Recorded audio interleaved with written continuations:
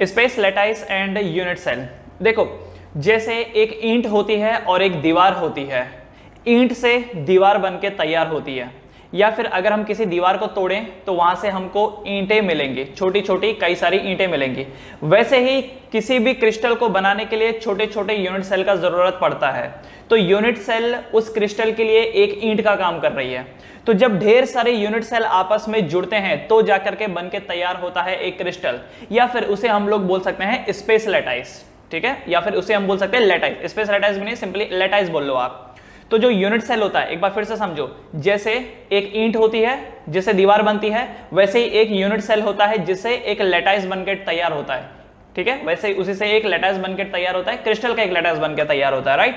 तो देखिए यहां पर क्या लिखा है, space lattice and unit cell, space lattice and unit cell. तो यूनिट सेल से लैटाइस बन करके तैयार होता है। लैटाइस मतलब क्या, एक क्रिस्टल, राइट। अब देखो यहां पर कुछ कुछ चीजें आपको बता रखी हैं। देखिए जैसे कि ये दो डायग्राम आपको दिख रहे होंगे, एक लेफ्ट डायग्राम में बता रखा है this is a unit cell, ये एक यूनिट सेल है। ऐसे ढेर सारे यूनिट सेल को जब आप जोड़ते हैं तो बन करके तैयार होता है स्पेस लैटाइस। ठीक है, उससे क्या बन करके तैयार होता है, space लैटाइस।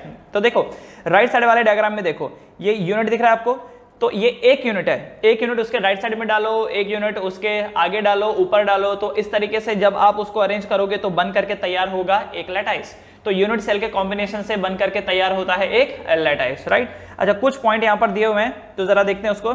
Each point in a space lattice represent an atom और अ ग्रुप ऑफ एटम। तो ये देखो, ये जो बता रखा है ना ईच पॉइंट का मतलब यहां पर क्या हो गया, जैसे देख रहे हो ये वाला, ये एक पॉइंट हो गया, ये एक पॉइंट हो गया, यहां पर ये जो कॉर्नर हो गया ना, तो ये पॉइंट रिप्रेजेंट करता है कोई एटम, कोई मॉलिक्यूल, कोई आयन, ये कुछ भी हो सकता है, राइट। तो जो यूनिट सेल होते हैं ना, unit cell, actually unit cell किसका बना होता है, यूनिट सेल स्फीयर्स का बना होता है। स्फीयर का मतलब यहां पर क्या हो गया, मतलब वो एटम भी हो सकता है, आयन भी हो सकता है, मॉलिक्यूल भी हो सकता है, कुछ भी हो सकता है, इसलिए हम कलेक्टिवली उसको क्या बोलते हैं, स्फीयर बोलते हैं, राइट। तो each point in a space lattice represent an atom और अ ग्रुप ऑफ एटम। अब ये तो मैंने आपको यूनिट सेल में दिखा दिए, वही चीज अगर मैं स्पेस लैटाइस में दिखाऊं तो ये देखो, स्पेस लैटाइस में ये पॉइंट दिखाई दे रहे हैं क्या, ये देख रहे हो क्या, ये पॉइंट। तो ये पॉइंट क्या रिप्रेजेंट कर रहा है, दीज आर रिप्रेजेंटिंग एटम्स या मॉलिक्यूल्स या फिर आयन, कुछ भी हो सकता है ये। दूसरा, each point in a space lattice has identical surrounding throughout. अब आप मुझे एक बात बताइए, सपोज अगर आपको दीवार बनानी है तो जो आप ईंट लेंगे वो तो आइडेंटिकल ही होगी ना। तो एक ईंट, दूसरी ईंट, तीसरी ईंट, चौथी ईंट करके ये सब आइडेंटिकल होती है, तब तो जाकर के दीवार तैयार होती है। मान लो एक ईंट कुछ अजीब ही है, दूसरी कुछ अलग ही है, तीसरी कुछ अलग ही है, तो इन दैट केस अगर आप उसको जोड़ेंगे तो क्या एक दीवार बनकर तैयार होगी। लेट्स से कि आपको सीमेंट का इस्तेमाल नहीं करना है, वैसे तो दीवार बनाने के लिए आप अलग अलग ईंटों का इस्तेमाल कर सकते हो, क्योंकि बीच की जगह आप भर देंगे सीमेंट से।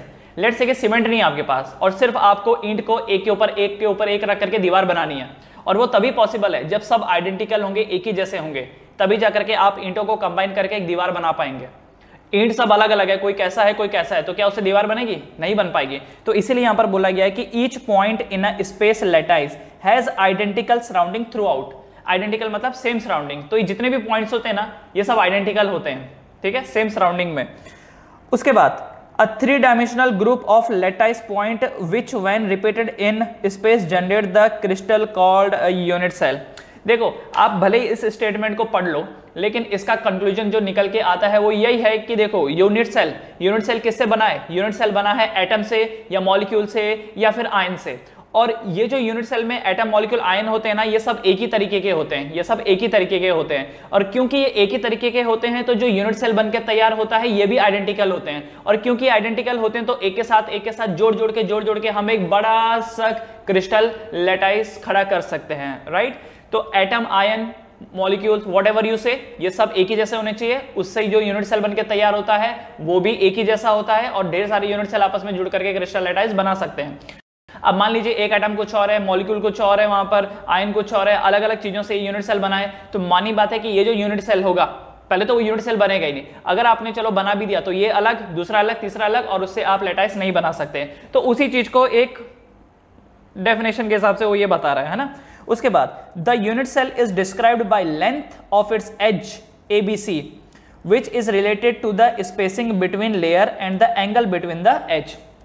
अब ये देखो, ये जो यूनिट सेल होता है क्या हर दीवार की ईंट सेम होती है? आप सोच के देखो, क्या हर दीवार की ईंट सेम होती है? मान लो ये जो मेरे लेफ्ट साइड में दीवार है, इसको मैंने क्यूबिकल ईंट से बनाया था।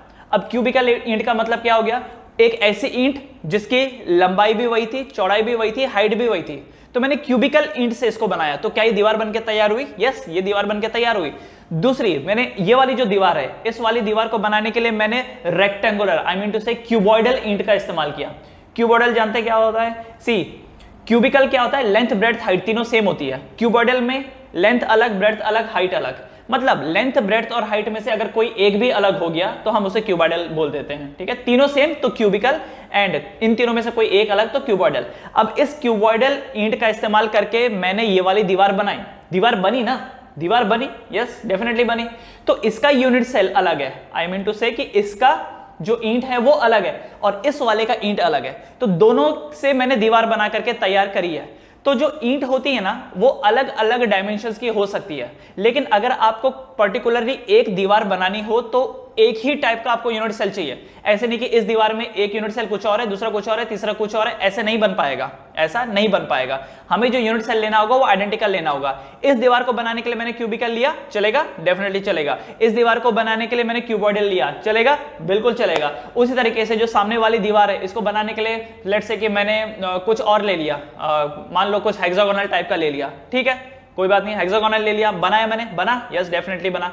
तो इसके लिए अलग, इसके लिए अलग, उसके लिए अलग, मिक्स नहीं करना है, मिक्स नहीं करना है। तो यहां पर यही बोल रहा है कि the unit cell is described by the length of its edge ABC, कि उसकी लंबाई कितनी है, चौड़ाई कितनी है, हाइट कितनी है। तो ये रिप्रेजेंट किया जाता है ABC से, which are related to the spacing between the layer. अब ये देखो, ये डिपेंड करता है कि उनके बीच में स्पेसिंग कितना है, स्पेसिंग कितना है। सी, ये जो मान लो सपोज कि ये जो क्यूब होता है ना, क्यूब में 8 कॉर्नर होते हैं, क्यूब में 8 कॉर्नर है और हर कॉर्नर में मान लो एक स्फीयर मौजूद है। 8 कॉर्नर में, हर एक कॉर्नर में मान लो स्फीयर मौजूद है, ठीक है। अब अगर दो स्फीयर के बीच में ये डिस्टेंस बढ़ जाता है तो क्या यहां से लंबाई बढ़ जाएगी? राइट। तो ऐसे में जो पहले वो क्यूबिकल स्ट्रक्चर था, क्या अब वो क्यूबॉइडल बन जाएगा? तो ये जो बीच का लेंथ है, ये जो ब्रेड्थ है, ये जो हाइट है, इसको चेंज कर करके हम लोग यूनिट सेल को बदल सकते हैं। करेक्ट। तो ये जो था space lattice and unit cell, I hope so ये समझ में आ गया होगा। एक बार फिर से मैं शॉर्ट में बता देता हूं। यूनिट सेल एक ईंट की तरह है जिसको जोड़ जोड़ करके हम लोग एक दीवार बना सकते हैं। तो यूनिट सेल को जोड़ जोड़ करके हम लोग एक क्रिस्टल लैटिस बना सकते हैं। करेक्ट। ये जो यूनिट सेल होते हैं ये बने होते हैं सेम टाइप ऑफ एटम्स या फिर मॉलिक्यूल्स या फिर आयंस, सेम टाइप के होने चाहिए, क्योंकि सेम टाइप के एटम्स या मॉलिक्यूल्स या आयन से बन करके सेम टाइप का यूनिट सेल तैयार होता है और सेम टाइप का यूनिट सेल रहेगा तभी जाकर के क्रिस्टल लैटिस बनेगा। अलग अलग यूनिट सेल होगा तो क्रिस्टल लैटिस नहीं बन करके तैयार होगा। हर एक दीवार का अपना अपना एक टाइप का यूनिट सेल होता है। तो वो जो यूनिट सेल है वो सेम है या अलग है, ये किस बात पर डिपेंड करेगा कि लंबाई कितनी है, उसकी चौड़ाई कितनी है, उसकी हाइट कितनी है। करेक्ट। ऑलराइट। अब ये जो क्रिस्टल सिस्टम आपके पास है, क्रिस्टल सिस्टम, अब सी जैसे कि ये जो ईंट होती है, मैंने आपको बताया कि क्यूबॉइडल ईंट भी हो सकती है ना, क्यूबिकल भी हो सकती है या हेक्सागोनल भी हो सकती है।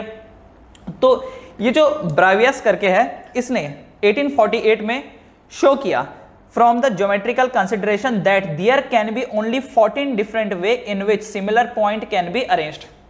अब ये जो अरेंजमेंट है उसने ऑब्जर्व किया कि 14 तरीके हैं जिनसे आप पॉइंट को एक सिमिलर वे में अरेंज कर सकते हैं। 14 तरीके हैं यहां पर। कौन से 14 तरीके हैं वो अभी हम लोग देखेंगे। There can be only 15 different space lattice, these 14 type of lattice are known as Bravais lattice. ठीक है, 14 तरीके के यहां पर स्पेस लैटिस पॉसिबल हैं। ठीक है ना। क्यों ये 14 तरीके के पॉसिबल हैं? ऑब्वियसली इनके यूनिट सेल जो होंगे, सारी पॉसिबिलिटीज उसने देखी होगी कि अच्छा क्यूबॉइडल पॉसिबल है, अच्छा क्यूबिकल पॉसिबल है। ओ एक काम करते हैं कि जो उनका एंगल है ना उसको टिल्ट कर देते हैं। ये देखो, पहले जो हमने क्यूबिकल बनाया था, क्यूबिकल का एंगल थोड़ा टिल्ट कर देते हैं, थोड़ा ये ऐसा बना देते हैं। तो ओके, ये भी एक यूनिट सेल है, यस। इससे भी क्या एक स्पेस लैटिस बनेगा? यस। ओके। तो इसने सब कर करके देखा तो उसको पता लगा कि 14 डिफरेंट स्पेस लैटिस पॉसिबल है। But on the other hand, Bravis show that there are only 7 type of crystal system. ठीक है, स्पेस लैटिस 14 टाइप के हैं लेकिन क्रिस्टल सिस्टम जो हैं वो 7 टाइप के हैं। अभी मैं आपको इसका डायग्राम बताऊंगा तो आपको सब समझ में आ जाएगा। The 7 crystal system are cubical, tetragonal, orthorhombic, rhombohedral, hexagonal, monoclinic and triclinic। तो ये 7 टाइप के उसने क्रिस्टल सिस्टम बताए। ये 7 टाइप के उसने क्रिस्टल सिस्टम बताए। ओके, तो चलो अब इनको एक एक करके देख लेते हैं। तो ये देखो, ये लेफ्ट साइड में, ये डायग्राम में देखो, लेफ्ट साइड में दिया है क्रिस्टल सिस्टम, राइट साइड में दिया है स्पेस लैटाइस एंड उसके बाद दिया है example. Crystal system, space lattice and example उसका दिया है। तो क्रिस्टल सिस्टम में सबसे पहला जो क्रिस्टल सिस्टम है वो है क्यूबिक। सबसे पहला जो है वो है क्यूबिक। क्यूबिक क्या होता है? क्यूबिक स्ट्रक्चर क्या होता है? जिसमें लेंथ, ब्रेड्थ, हाइट तीनों सेम है, उसी को हम क्यूबिक स्ट्रक्चर बोलते हैं। तो जरा देख लो, length A, breadth B and height C तीनों बराबर है। और दूसरी बात, इनके बीच का जो एंगल है वो देखो, अल्फा बीटा गामा। अच्छा, बाय द वे, ये अल्फा बीटा गामा क्या है? अल्फा बीटा गामा, ये देखो, ये एंगल दिख रहा है क्या? अल्फा एंगल, आप ये पकड़ लो, alpha is the angle between length and breadth, beta क्या होगा? Breadth and height, right, and gamma क्या होगा? Height and length. तो देखो, ऐसा किसी को भी किसी से रिप्रेजेंट किया जा सकता है। मान लो, चलो यहां पर लेंथ एंड ब्रेड्थ के जो बीच का एंगल है वो अल्फा है, ठीक है। ब्रेड्थ एंड हाइट के बीच का जो एंगल है वो बीटा है, लेंथ एंड हाइट के बीच का जो एंगल है वो गामा है। मान लेते हैं ये चीज। तो एंगल भी तो मायने रखता है ना। अब अगर मैं किसी चीज को क्यूबिकल बोलता हूं तो क्यूबिकल में क्यों बोलूंगा? जब लेंथ, ब्रेड्थ और हाइट सेम होगा, प्लस तीनों के तीनों एंगल 90 डिग्री के होने चाहिए, तभी तो वो क्यूब कहलाएगा, तभी तो वो क्यूब कहलाएगा, ठीक है। तो देखो यहां पर क्यूबिक में क्या है? A equal to B equal to C and angle alpha beta gamma, ये भी 90 डिग्री है, ये भी 90 डिग्री है। अच्छा, इसमें जो स्पेस लैटाइस बन के आ रहा है वो 3 टाइप के बन के आ रहे हैं। पहला है यहां पर सिंपल, दूसरा है बॉडी सेंटर्ड एंड तीसरा है फेस सेंटर्ड। सी, सिंपल में क्या होता है? सिंपल में जो आपके पास क्यूब अवेलेबल है उसके कॉर्नर पे ही एटम्स रहते हैं या मॉलिक्यूल रहता है या आयन। कलेक्टिवली मैं इसको क्या बोलूंगा? स्फीयर, ठीक है।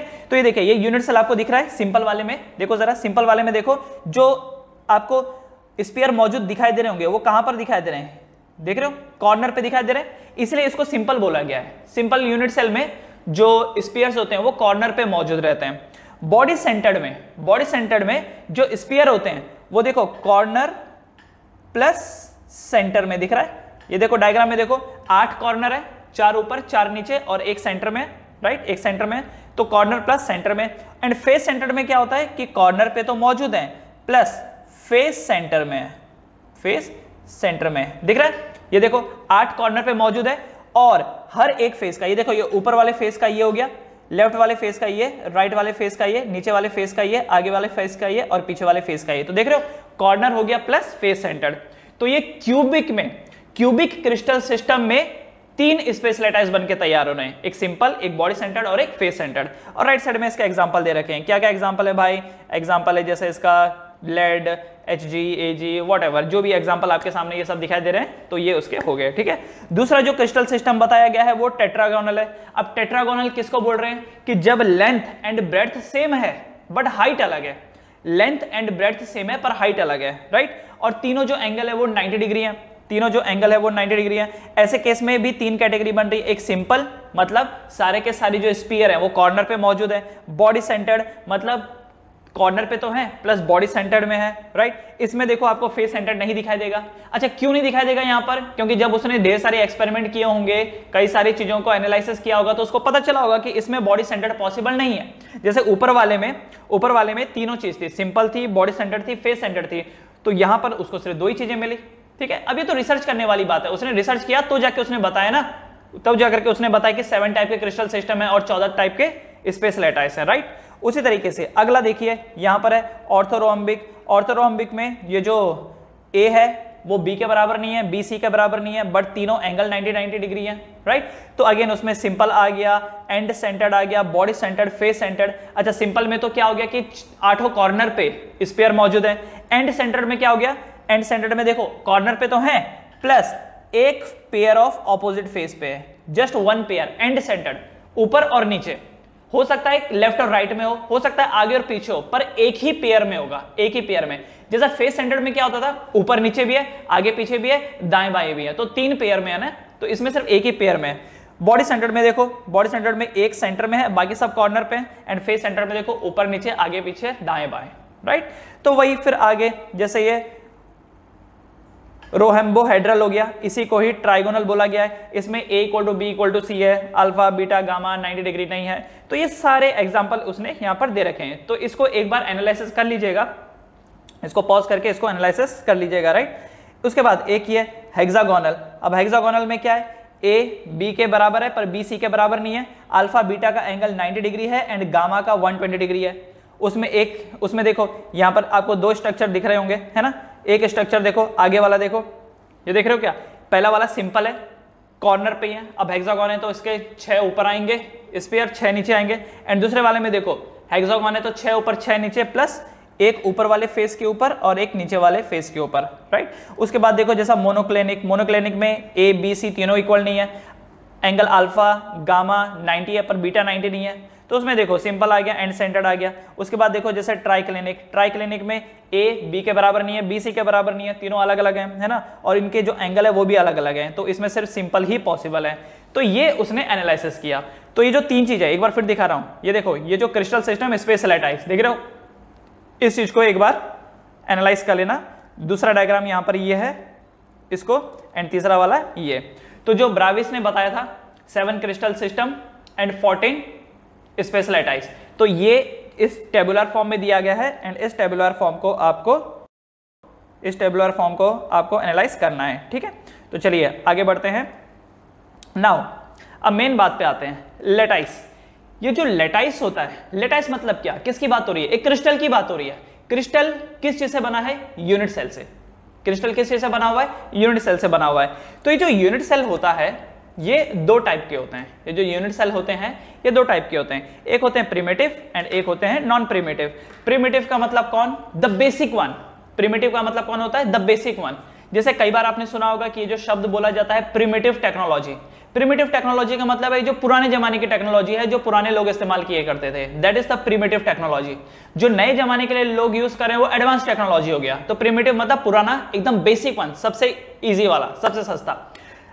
दूसरा क्या हो गया इसका उल्टा, non primitive. Primitive and non primitive, right. अब देखो ये जो प्रिमिटिव यूनिट सेल हैं, प्रिमिटिव यूनिट सेल जो हैं, इसमें जो स्फीयर्स मौजूद होते हैं वो सिर्फ और सिर्फ कॉर्नर पे होते हैं। तो ये देखो डायग्राम आपके सामने है, ये देखो डायग्राम आपके सामने है। तो देखो 8 स्फीयर ऊपर हैं, 8 स्फीयर नीचे हैं, देख रहे हो, 8 स्फीयर यहां पर ऊपर हैं और 8 स्फीयर यहां पर नीचे हैं। अब उन 8 स्फीयर से जब आप एक यूनिट सेल को कट करोगे, देखो जरा, उन 8 स्फीयर से जब आप एक यूनिट सेल को कट करोगे तो नोट करना कि हर एक स्फीयर के 8 टुकड़े हो रहे हैं। देख रहे हो क्या, हर एक स्फीयर के 8 टुकड़े हो रहे हैं। सी, ये जो स्फीयर है ये कहां पर मौजूद है, कॉर्नर्स पे। ये जो स्फीयर है ये कहां पर मौजूद है, कॉर्नर। तो 4 ऊपर और 4 नीचे। अब जो चीज कॉर्नर पे होगी उसके कितने टुकड़े होंगे, क्योंकि यूनिट सेल हमको कॉर्नर से ही तो कट करके निकालने हैं। ये देख रहे हो क्या, ये देख रहे हो, ये जो डायग्राम नंबर 1 है एंड ये डायग्राम नंबर 2, 2 डायग्राम आपको दिख रहे होंगे, ये यहां पर मैंने मार्क कर दिया, diagram number 1 and diagram number 2।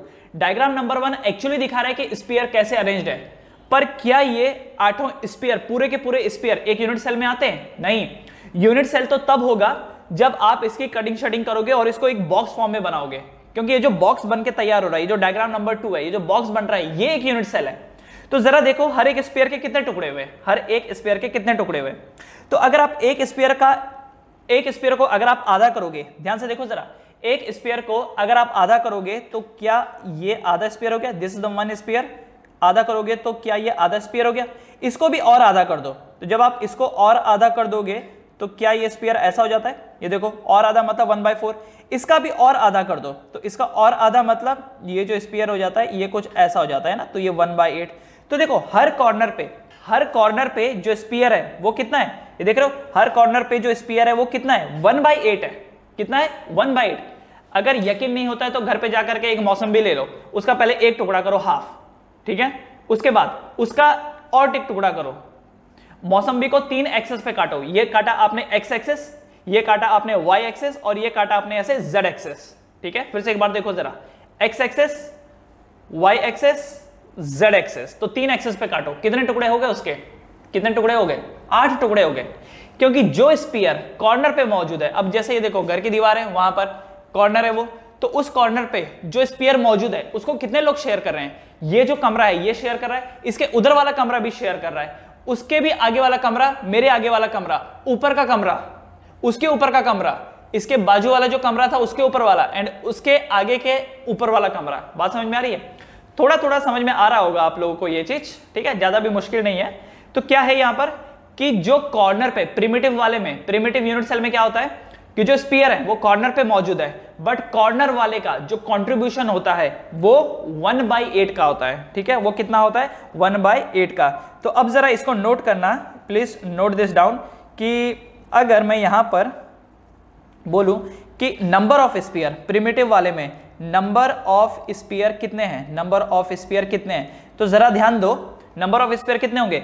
8 corner है, 8 कॉर्नर पे मौजूद है, और हर एक कॉर्नर का कंट्रीब्यूशन कितना होता है? 1/8 का। तो सॉल्व करने पर आपको मिलेगा 1। तो number of sphere, number of sphere in primitive 1 is 1। Primitive वाले में नंबर ऑफ स्फीयर 1 होते हैं। क्लियर है? अच्छा, अब आया नॉन प्रिमिटिव। नॉन प्रिमिटिव में क्या होता है कि जो स्फीयर होते हैं ना वो कॉर्नर पे होते हैं प्लस इनसाइड, कहीं पर भी हो सकते हैं। एक तो कॉर्नर पे तो होते ही हैं, प्रिमिटिव वाले पे भी कॉर्नर पे थे, लेकिन इसमें अंदर भी होते हैं, तो कॉर्नर प्लस इनसाइड। अब इसमें फर्दर 3 कैटेगरी है। एक कैटेगरी है फेस सेंटर्ड, एक है एंड सेंटर्ड और एक है बॉडी सेंटर्ड। ये जो फेस सेंटर्ड होते हैं इसमें क्या है? Corner plus face. ये देख रहे हो, फेस सेंटर्ड में क्या होगा कि कॉर्नर पे तो है प्लस फेस सेंटर्ड पे है, प्लस फेस सेंटर पे है। दिख रहा है? ओके, तो यहां पर नंबर ऑफ स्फीयर क्या होगा? यहां पर नंबर ऑफ स्फीयर क्या होगा? तो कॉर्नर मतलब 8 कॉर्नर, और हर एक कॉर्नर का कंट्रीब्यूशन कितना? 1/8 का, प्लस फेस कितने होते हैं? किसी भी क्यूब के कितने फेस होते हैं? 6 फेस। तो ये लो 6 फेस हो गए, और हर एक फेस पे रखा हुआ जो स्फीयर है इसके कितने टुकड़े होंगे? फेस पे रखा है। ये देखो, ये घर के सामने की दीवार है आपकी, इस दीवार में मान लो एक स्फीयर गाड़ दिया। ठीक है, इस दीवार में एक स्फीयर गाड़ दिया, मान लो चॉकलेट का बना हुआ स्फीयर है और इस दीवार के एग्जैक्ट सेंटर में है, तो आधा आपके पास है, आधा दीवार के उस पार वाले के पास है। वैसे भी जरा इस डायग्राम में देखो, ये जो डायग्राम है नीचे, इसमें देखो ये जितने भी फेस वाले हैं, ये देख रहे हो, ये देखो, ये फेस वाला है, ये ऊपर वाला फेस वाला है, ये राइट साइड वाला फेस है। तो ये तो फेस आपको दिख रहे हैं। ऊपर वाले के एग्जैक्ट नीचे वाला एक फेस होगा, आगे वाले के एग्जैक्ट पीछे एक फेस होगा, राइट साइड वाले के एग्जैक्ट लेफ्ट साइड में एक फेस होगा। राइट, तो 6 फेस हैं और हर एक फेस का कंट्रीब्यूशन कितना? 1/2। तो जरा इसको सॉल्व करो कितना होता है।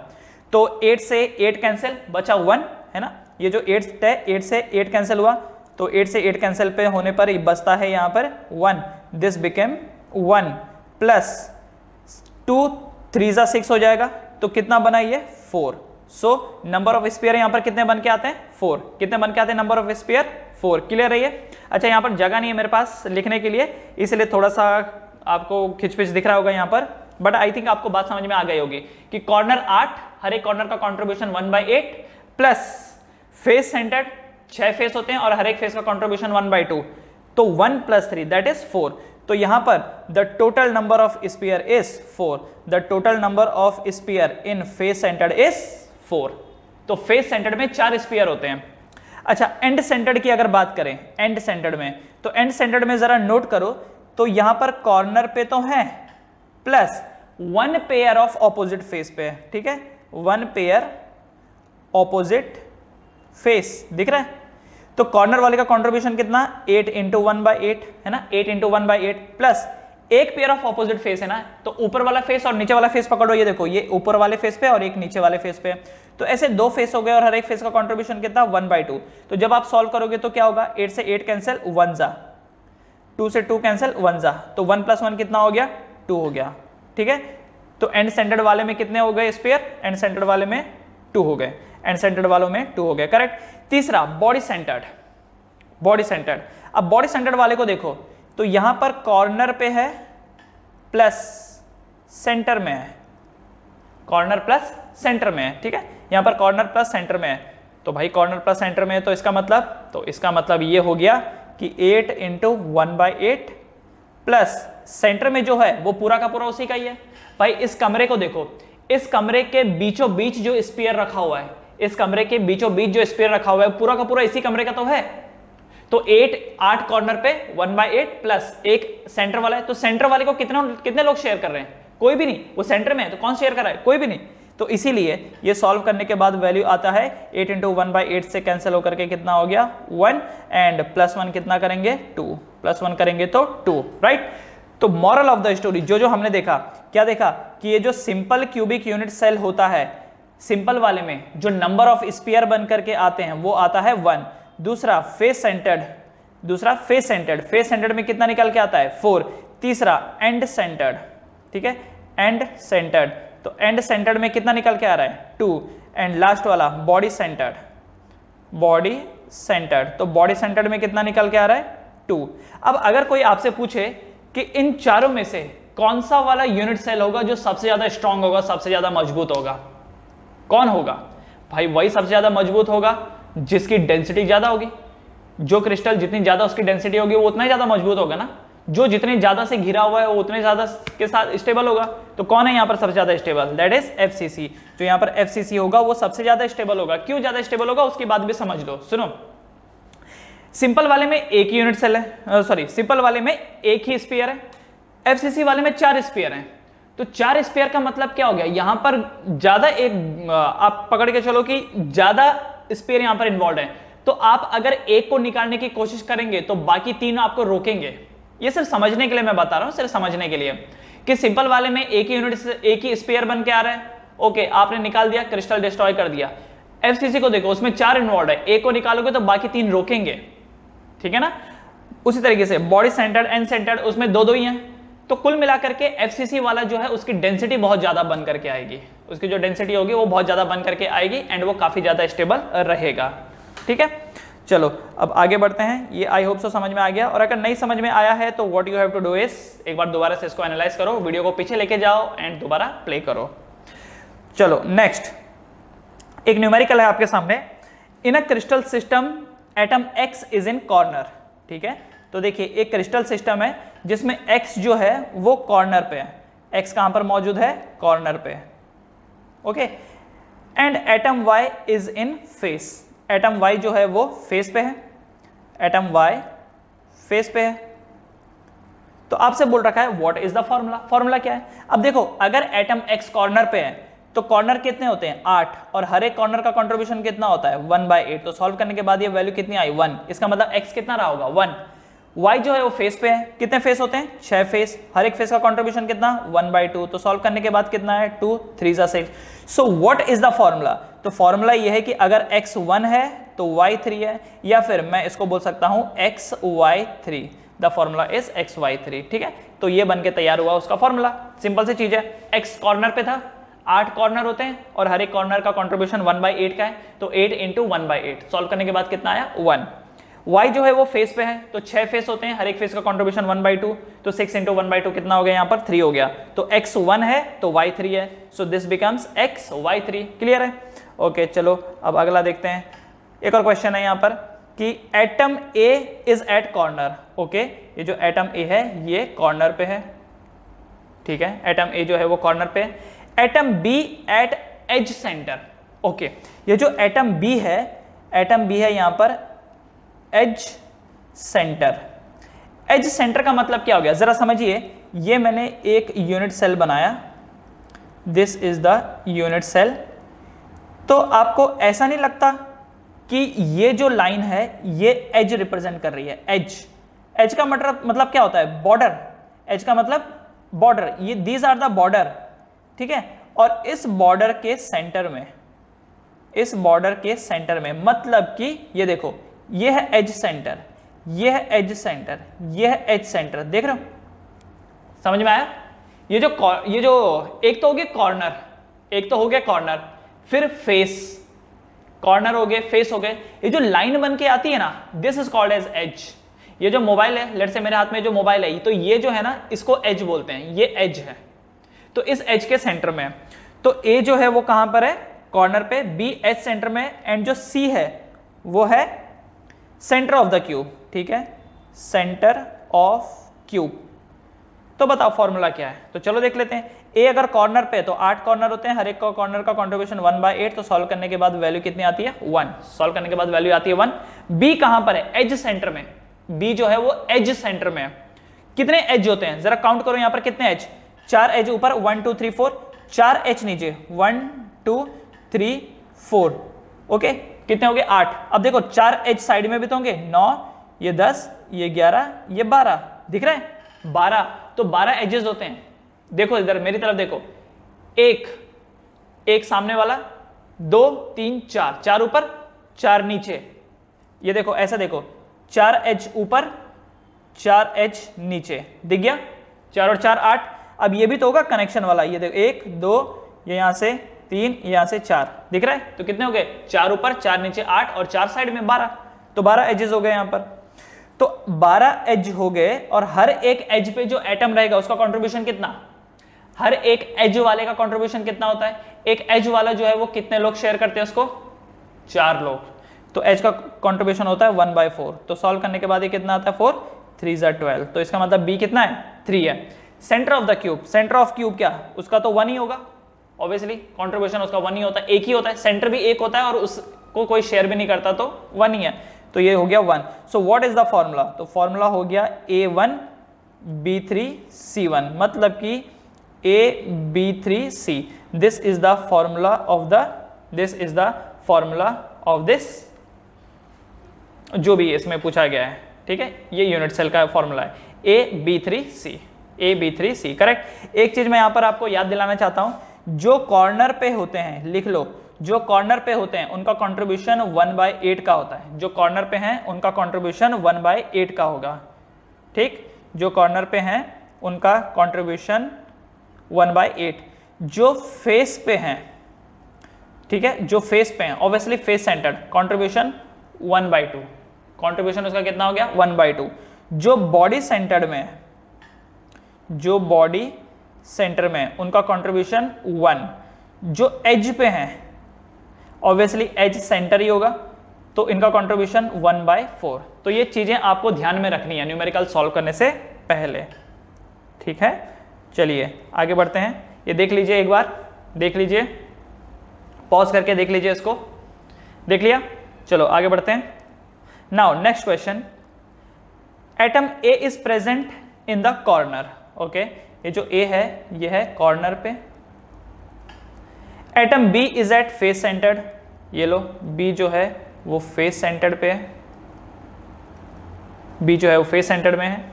If one of the atom is missing from A, what is the formula of the compound? Okay, A जो है वो कॉर्नर पे है। कितने कॉर्नर होते हैं? 8 कॉर्नर, और हर एक कॉर्नर का कंट्रीब्यूशन कितना? 1/8 का।